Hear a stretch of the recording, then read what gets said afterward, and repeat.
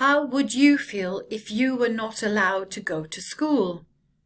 What would be the consequences for you? The UN Declaration of Human Rights, Article 26. Everyone has the right to education.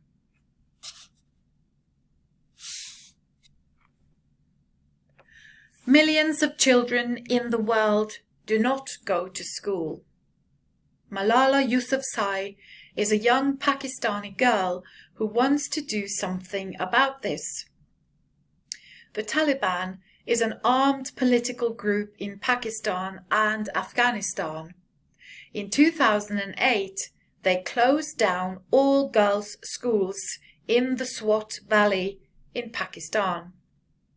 Malala was 11 at the time, and she protested against this. She wrote a blog under a false name, but after a while, the Taliban found out who she was. The Taliban threatened to kill Malala, but she didn't stop writing her blog. In 2012, the schools in the Swat Valley were opened again. One morning, when Malala and her friends sat on the school bus, 2 men from the Taliban entered the bus. They shot Malala twice.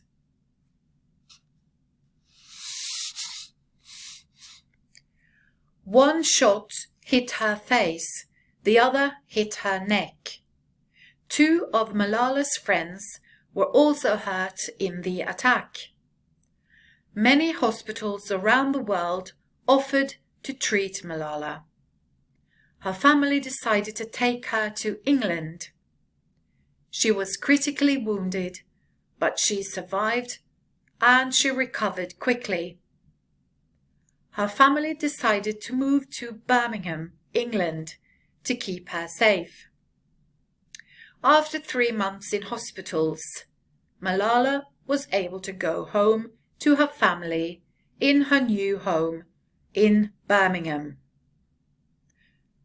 Malala's story was in the news all over the world. There were demonstrations and protests against the Taliban. Political leaders called her a heroine, and artists and film stars donated money to her fund for girls' education. On her 16th birthday, on the 12th of July 2013, Malala gave a speech at the UN.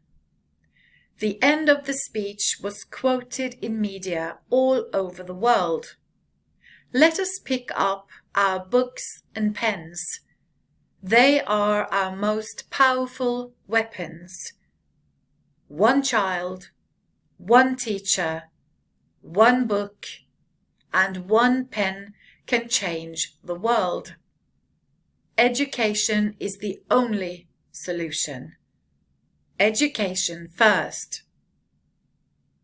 In 2014, Malala was awarded the Nobel Peace Prize together with Kailash Satyarthi for their work for children's rights.